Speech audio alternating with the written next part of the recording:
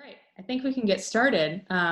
Welcome, I'm Courtney Taylor. I'm curator at LSU Museum of Art, and I'm joined by Tina Freeman tonight, who is featured in tonight's Artist Talk.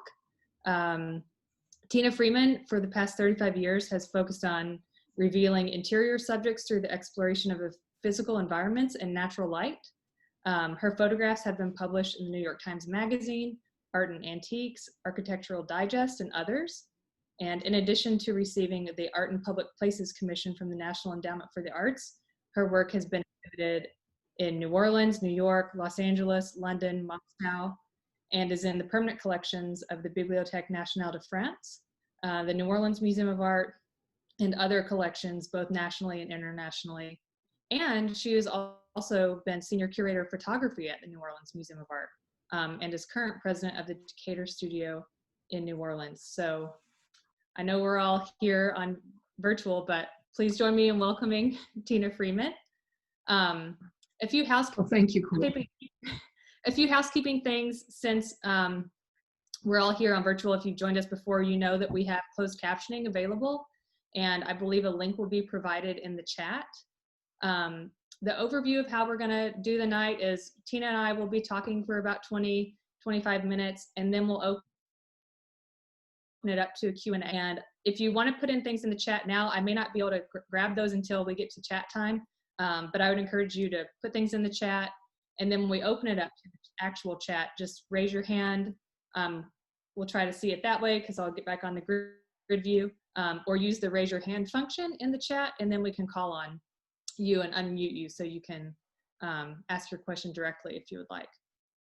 So with that, I think we'll start to dig into this conversation. The reason, the occasion of this talk is because we recently acquired this wonderful piece from Tina's Lamentations series, which is on view at NOMA right now.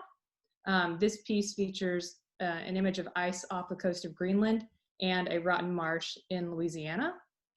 And so we're gonna dig into this as we go, but I thought it would be great to kind of start, Tina, with kind of your background growing up in Louisiana and ask you kind of how you came to being a photographer. My gosh, okay. Well, when I was really little, we would go fishing off the mouth of the Mississippi River. So that's where this image came in my brain. In the introduction to Lamentations, I talk about the rip. And before I did this photograph, I went on the internet to see what people thought a rip was. And I found that it was a dead zone, but that's the opposite of what it really is. When we would go fishing, we would be looking for this. This is where the Mississippi River and the Gulf of Mexico come together. And because you've got different salinity, a different temperature, it makes a cut, like a knife cut between the two waters.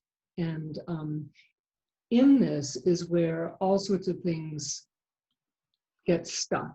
When I was little, it was sargassum, which is a kind of weed that is in the Gulf of Mexico. And that would attract little fish, and the little fish would be attracted by the big fish. And I feel so blessed that when I was out with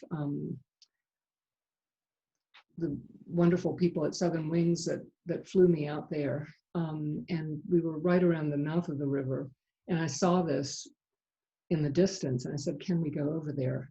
And here it is. And the interesting thing is, if you see the original at NOMA, you can see the two oil wells in the foreground. But when I printed it, I thought, oh my gosh, I've got horrible sensor dust along the edge of it. And actually, those are all oil wells in the distance, which was pretty astonishing. But to get back to how I started with photography, I went to a summer camp. And when I was 12, they asked if anybody wanted to use the darkroom. So that was the beginning of my photography. And I just was smitten and never looked back. What is kind of fundamental to your practice? What kind of photography are you doing in terms of digital, analog, darkroom? Well, obviously, because I started in 1972 when I graduated from college, it was clearly all silver and darkroom. And I even at that point developed my own transparencies and printed color prints, not all of my color prints, but a lot of them. And then I switched to 35 millimeter pretty late because focusing was beginning to get a little problematic, especially 4x5 focusing. I can, I have a loop and it helps, but with the 35 millimeter, the automatic focusing was beginning to come in. It never was very good. Now it's great, but that's pretty much why I started using 35 millimeter. And then when I was doing the Artist Spaces book, which was the book that was the Ogden exhibition that was also in Lafayette at the Hilliard, I wanted to put a book together, and I had shot George DeRoe's studio in 2005. That was the first digital work that I did. And it was just easier to put a book together with digital. So that was the first digital project that I did. I still shoot film. Sometimes it's 120, which is the medium format. Less 35 millimeter unless I'm doing panoramas. But digital is so easy. Yeah. Well, I also wanted to ask you about some early influences. I know you've mentioned Brett Weston and Elliot Porter. Yes. And we have some images from their kind of early series. And will you just talk about kind of how you encountered them and how it's influenced your work?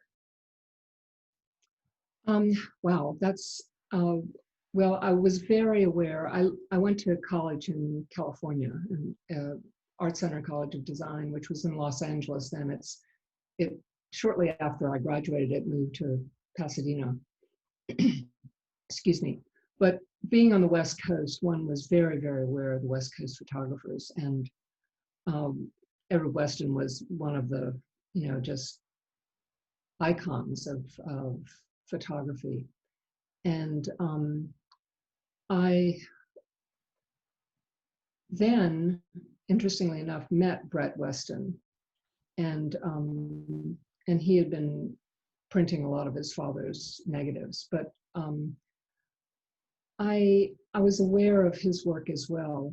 He was a very intense person, and all of his fingernails were black from the chemicals, the black and white chemicals, and they weren't painted black; they were stained black. And then, strangely enough, in the 80s, when I was doing a lot of magazine work, I photographed Elliot Porter's house in Santa Fe and met him at that time. And it was a really kind of bittersweet meeting because he and his wife, who were adorable, were very, very sweet. And when I left, they said, well, it's been enjoyable meeting you, but I don't think we'll ever meet again. Because they were very elderly at that time. But, and Elliot Porter has been an icon of landscape photography, but when I worked at NOMA, I came across some beautiful images of Mexican saints that he had done, and in color also.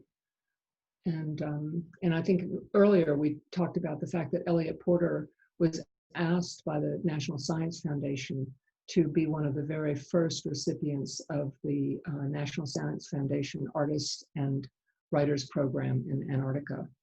And this is probably one of those images from that trip, because Ross Island is where the one of the major American bases were in Antarctica. Well, and you really developed an interest in ice. Was it Porter and Weston's work that kind of drove that interest? partially. I think the book that that Elliot Porter did on Antarctica was one, and then, but it was just so far, you know, it was so far, it was so impossible to get there. It just never occurred to me that it was a possibility until about 2010. There were some photographers putting together a trip. They leased a boat and they asked a large number of photographers to go. And that was the first trip that I made to Antarctica, and it was extraordinary, really extraordinary. It was so extraordinary that I see a lot of the same icebergs that were photographed on that trip still being used as, you know, how many years, nearly 10 years later. But you went to Alaska in 1988, right? I did, and I don't think I was as smitten by the ice because there was a lot of non-ice landscape. What you saw ice-wise were glaciers and the calves, you know, the little icebergs that came off of those glaciers, but they weren't enormous. Antarctica has enormous icebergs, and even Greenland has enormous icebergs, but the icebergs that really struck me there were the ones that were that extraordinary pale blue. But the landscape was sort of took my eye over the ice. You mentioned too early when we spoke before about the ephemerality of the ice and how you're drawn to. At once, I guess you're saying you could revisit, or you see what other photographers have photographed the same icebergs, but well, also with so much landscape, it becomes cliche, it becomes a postcard, it becomes, you know, if it's something that's really spectacular, like Ansel Images of Yosemite Park, they certainly weren't cliches when he photographed them necessarily, but in some ways they've become cliches because people go back and rephotograph them and interpret them in different ways. But with ice, the wonderful thing about icebergs, you can have an extraordinary iceberg, but somebody can't go back and photograph that same iceberg unless they're right next to you when you see it first, which I love that idea that it's gone, it's ephemeral, it's different the next day. It may have rolled, it may have, the background could be different because it's moved. Everything changes. So I love that about ice. I think you'll see a lot of some of the similar kind of imagery as we start looking through Tina Freeman's Lamentations series. I'm going to move us into looking at this piece specifically. I think we'll just look at a few up close, and then I would encourage anyone, this is a moment too, you could hop over to Tina's website if you wanted and look through the Lamentations series and see if you have questions about a specific piece. Mm-hmm. But what we're looking at right now is the piece that LSU Museum of Art was able to acquire from a generous gift from the Boucher, Robert and Linda Boucher. And it's now on view in our landscape gallery, which we recently reinstalled. And so you see this juxtaposition. This is kind of this body of work juxtaposes two images together, and that's kind of how it operates. As Tina mentioned, her show Lamentations is still on view at the New Orleans Museum of Art, and I would encourage everyone to go see it and also to pop in and see this piece in our gallery. But will you kind of tell us what we're looking at and kind of how these two images were shot? Okay, the one on the left was from a commercial plane. I was flying from Reykjavik to Ilulissat, which is the location of one of the glaciers that is calving most in the Northern Hemisphere. And the story is that one of the icebergs from the Ilulissat Glacier sank the Titanic. But this is on the east coast of Greenland, and I was, you know, we were in a prop plane, so we may not have been at 30,000 feet, but I couldn't believe just all up and down the coast, the eastern coast of Greenland. That's the outflow of the Arctic ice. This is one of the major places where that ice comes out. And I highly recommend going to the NASA website and seeing if you can see the image of the Arctic gyre and how it's shrunk, how the ice has shrunk so much in such a short period of time in the Arctic. But anyway, this is the Arctic ice exiting along the eastern coast of Greenland. And so it's disappearing. It's, ceasing to exist. And the same thing is happening with the marshes on the right-hand side. What you see there is what's called a rotten marsh, because it's pretty much dead. The water is lacking in nutrients. And these two areas just really struck me as so many of the pairs that I did, areas that have a lot to communicate with each other. People may not realize, if you look at these photographs are named by the date that they were taken. And some of these photographs were taken quite a few years apart. Each of these was kind of its own separate series. When did it come together in your mind that these needed to work together to be juxtaposed into this body of work called Lamentations? It was after a trip to Spitsbergen, but that was a fairly early trip. So I worked on the pairs for about 7 years before. So in about 2013 was when I started working on the pairs. Mm-hmm. And there were some things about, it's amazing how many pairs I've gone through and how many have discarded, and very, there's some that have stuck, but and then some of the pairs have a different pair, and some images have 3 possible pairs. It's a complex, anybody that's a mathematician knows what happens when you go from 1 to 2, and the opportunities you have with two different images. So it was, and I tried all sorts of ways to pair. I tried sort of fast pairing. That didn't work at all. I have a magnetic wall in my the office that I work in, and I would put them up with magnets and have them up for a long time, and then I'd rearrange them or put more up, and so there are lots of pairs. How much is, I guess, digital or editing a part of your process? Were these the photographs as composed when you shot them, or have you kind of cropped and made them aesthetically pair? Like some of these are so perfect. Some of them I did crop to make the sometimes the horizontal lines or some other part of it work together more. And I did that more at the beginning than I did at the end. I sort of let it go at the end. It seemed to get a little contrived. So most of them are actually, being a photographer that worked commercially for magazines, I would send them my transparencies. So I was not cropping. I had to do all my cropping in the camera. And also with a transparency, you have an original. You know what it looks like, and you want to print to the way that transparency looks. So for me, I don't do a lot of work on images. I just try to make them look the way I remember the place looked. So I don't do a whole lot of all of that. I'm gonna move to sharing from your website a few pieces that I think, we were just looking at a large aerial view that, of course, the influence of human behavior is suggested, and here it's very present. Like, these are man-made, very clearly man-made objects, and the scale has shifted from this aerial view to this human scale.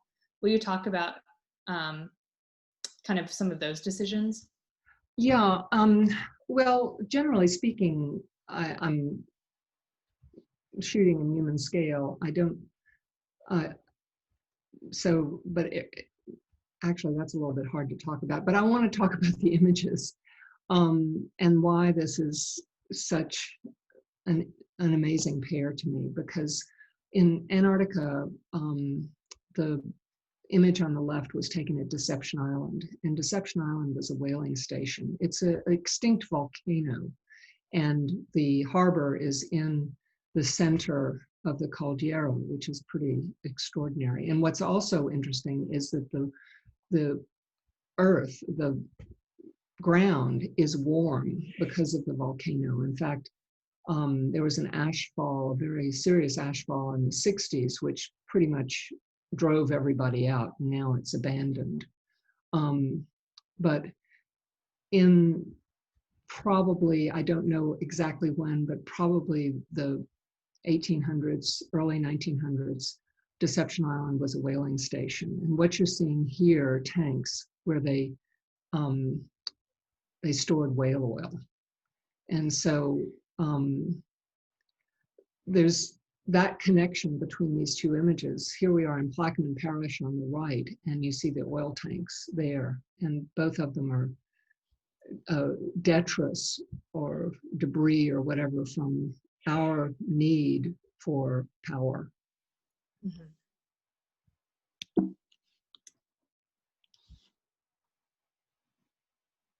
Okay, on the left is an aerial shot of Iceland, and this whole area is what you're seeing, that chalkiness, is actually the glaciers having worn away at the rock. And so you're seeing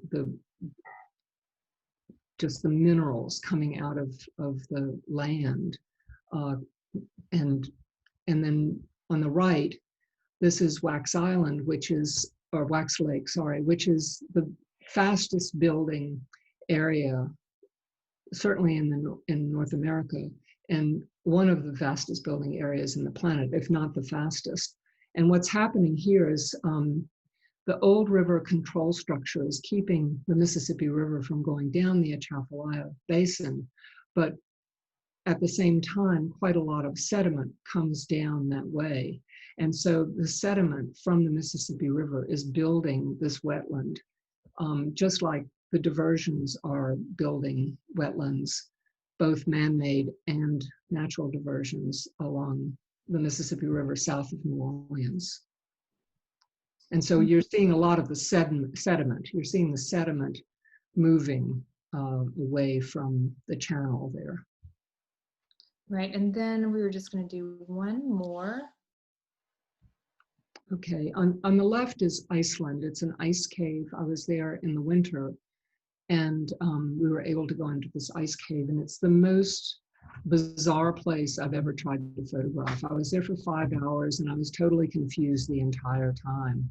In fact, what you're seeing here is being inside, looking out, and also scale is really deceptive. It's almost impossible to see in this format, but in the left-hand side of where that stalactite of ice is a little bridge, and there's a boat down there too, and it shows you how enormous this place was. And everything was blue, and everything, it was impossible to focus because you had bubbles, you had things caught in the ice.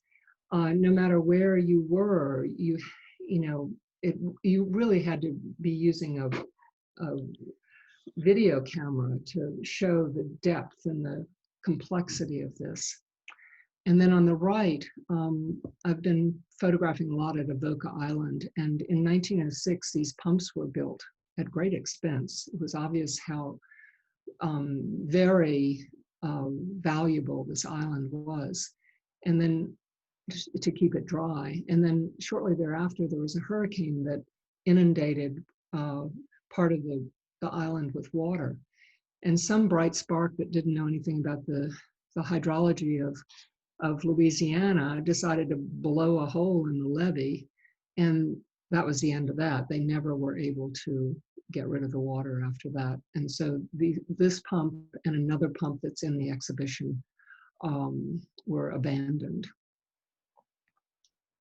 All right, I want to go back. We're going to move back to the PowerPoint.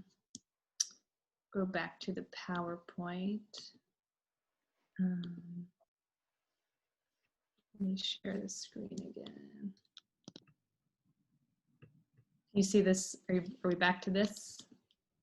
I wanted to talk about at NOMA, one of the most important things I think about the show is that, you know, I feel like you're really engaged in activism too, pairing it with your art. And so you have all of this immense data about glaciers included in the show. Can you talk about kind of how you moved into environmental activism in your art and just how important this was to the process?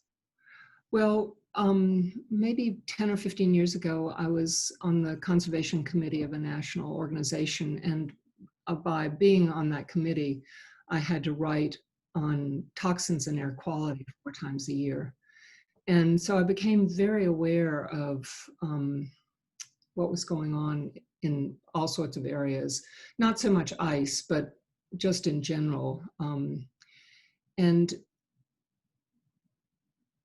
then when I was putting together this exhibition, I was also very aware of the rapidity of the loss of the glaciers. And so I thought, well, I'd seen Ai Weiwei's exhibition at the Brooklyn Museum, and he had an enormous wall that listed all of the children that had died in the earthquake. It was over 3,000 children. And it was very powerful. And these, you know, so my idea was something similar to that, which was to take a wall at NOMA and list all of the glaciers that were built. I mean, I wanted to really make it very clear to people what was going on, because you know, there's all this kind of vague thing of, yes, there are more glaciers melting than there are building, and I thought, oh, I could go online and find this list. Well, that wasn't a possibility. So my assistant pulled this together over a period of months. And what we took alpine glaciers, because they end on land. All of the glaciers that I've photographed are end in water, but that's much more difficult to be specific about. So these are all alpine glaciers. They're all in the Northern Hemisphere. But what you have here is, if you look at the row on the left, the far left side, those are the only glaciers that are building. But all of the other glaciers, which is 200 and some odd glaciers, and then all the other glaciers, which is over 1,000 glaciers, are the ones that are retreating more than 3 feet in a certain period of time. It could be, you know, the period of time is very open. Mm-hmm. What is it that, what are your hopes for this show when people kind of see these works and make this connection, building in the data too? Well, one thing that we live in Louisiana, and we're losing, you know, we've lost the size of Rhode Island, and we're losing wetlands anywhere between a football field every hour to a football field every 54 minutes. I mean, whatever. It's basically we're continuing to lose land, a lot of land. And I didn't go into the Thwaites Glacier. I didn't go into the Pine Island Glacier. These are in Western Antarctica, which it took me a while to figure out what Western Antarctica meant, since it's at the bottom of the planet. But that's the part that's it's kind of below the part that people visit, which is the peninsula. And that area is losing ice at such a rapid speed. And once those glaciers begin to start to crack up, and they're beginning to crack up, we're going to have some serious sea level rise. I mean, right away, it could be as much as a meter. And I think people need to be aware of this. We need to, you know, change our way of living on the planet. And I think things are changing. I want to open it up to questions now. Thank you so much, Tina. We have a few that have been entered via chat. And then I would say, I can't see everyone because we have so many people in. If you would like to raise your hand, use the raise your hand function. I won't be able to see your video. And then please feel free to enter more. Our first question is, how long did you get to spend in Antarctica? Well, the first trip, they're not very long trips. About altogether, I've probably been there 5 weeks. It seems like a significant amount of Yeah, time. well, it's over 3 trips. Yeah. Yeah, And mostly, I suppose, on a boat. always. There's no other, I mean, you know, unless you have a National Science Foundation grant, which Don Dito and I tried once. And that's, believe me, you don't ever want to do a National Science Foundation grant, I guess. I mean, I really admire the people that work at universities and have to do this, but man, do they make you jump through a lot of hoops. So we didn't get it the first time. I think they basically say, you don't get it the first time, please reapply. But we didn't. We have someone who asked if you live in a log cabin. Well, actually, I'm in North Carolina. I don't live in a log cabin. I live in an apartment in New Orleans, but I'm in North Carolina right now. It's beautiful outside. Actually, it's been raining today, but it's now sunny and it's 69 degrees. So that's part of the reason why I'm here. Does anyone else have more questions? I'm watching that screen, and one of the last questions I kind of wanted to talk to you about, just because this conversation is kind of spurred by our reinstallation of our landscape gallery, is just kind of how, and I'm showing a picture of that now, Tina's work installed, is just kind of how you feel like your work fits in with kind of the history of landscape. Wow.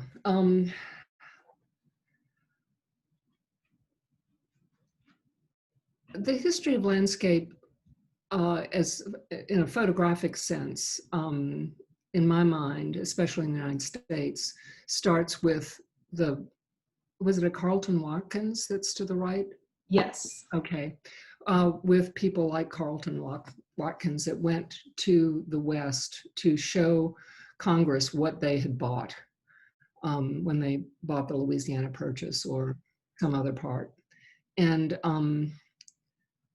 I think that what I was, part of why I went to Antarctica was to document what was there, because only about 35,000 people, it sounds like a lot, but not a, you know, make it to Antarctica every year.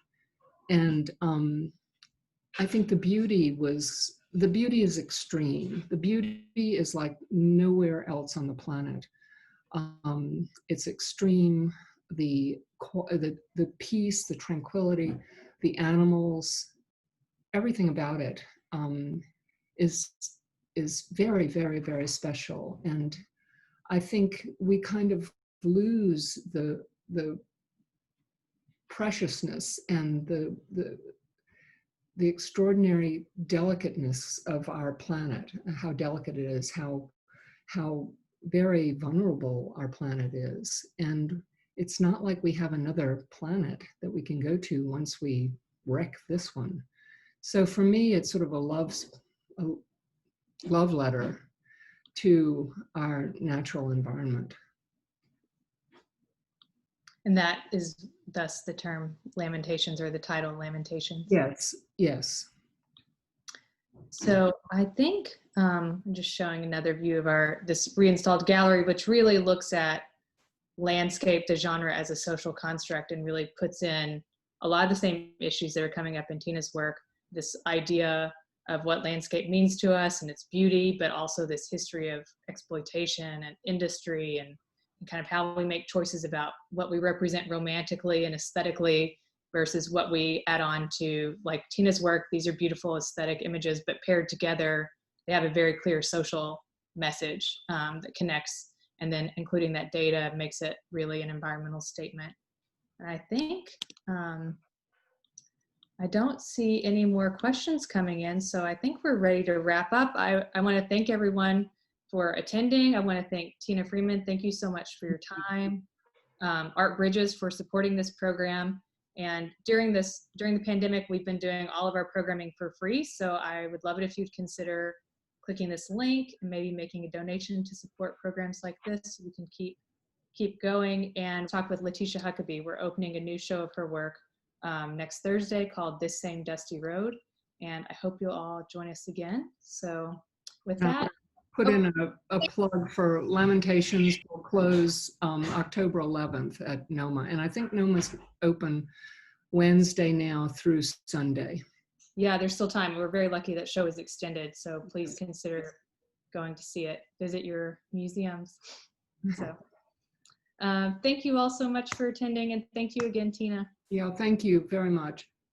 Bye. Bye-bye.